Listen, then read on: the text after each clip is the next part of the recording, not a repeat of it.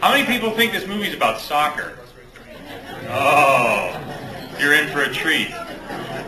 Okay, what I'm about to show you is directed towards you.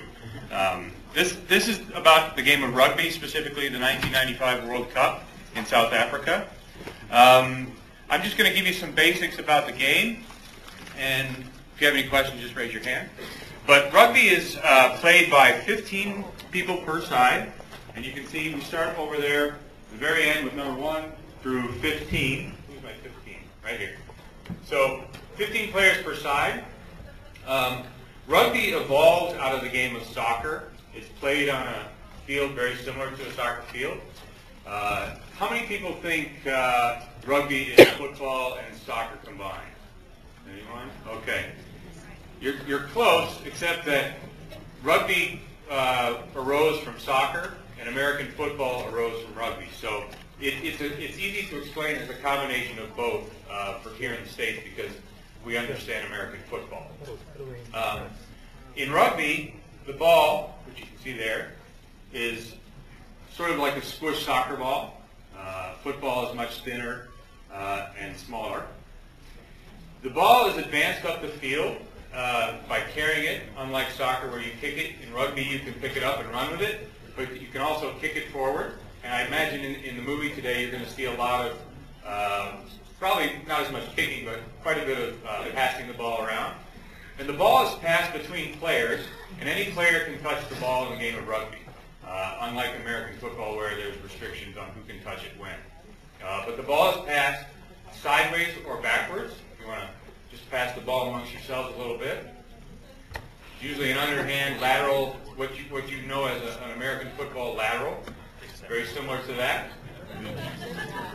Usually they're not this close together. The rugby field is 100 meters long between the try lines and up to 70 meters wide, so it's a rather large field. Scoring, there's a number of ways you can score. There's something very similar to an American touchdown called a try, where you cross the goal line and touch the ball down to the ground. You'll probably see, well, actually, I'm not sure if you'll see some of that today or not, depending on which matches they show you. After a try, which is 5 points in the modern game, you're allowed the opportunity to convert, which is very much like a point after in American football. That's worth 2 points. As a result of penalties, you are sometimes taking the option to kick for goal, which is like a field goal in American football. It too is worth 3 points. So those are the methods of scoring. For the purposes of today, I'd like to show you a couple of the sort of iconic pictures or displays of what the game is that you're probably going to see in the movie. In rugby, there are infringements like any other game, and the game must be restarted. And there's a couple ways to do that. The first is if there's an infringement or a stoppage of play within the field, there's an activity called scrum. Anybody heard of a scrum? Those of you that are rugby players obviously have. And so what I'd like to do is show you what a scrum looks like. And I think if you've ever seen a rugby match or heard about it, it's probably the thing you'll most recognize because this is very similar to what happens in American football with an offensive line and a defensive line. And so there are 8 men in the scrum. There are 2 on either side are props. You don't have to remember this, there won't be a quiz. The man in the middle is called a hooker. I knew that would get a chuckle. The next row, oddly enough, is called second row. Then you have flankers on either side of them, and an 8th man, who oddly enough wears number 8.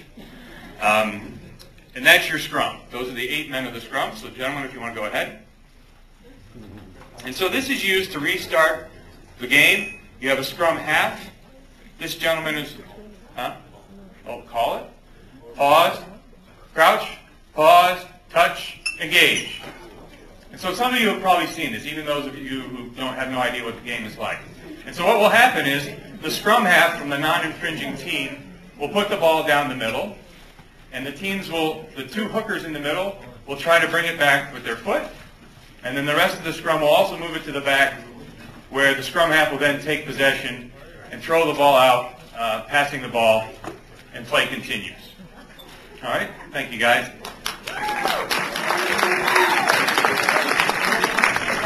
So, like soccer, but unlike American football, rugby is, in theory, a game that is supposed to be constantly going. It doesn't stop other than for infringements or if the ball goes out of play.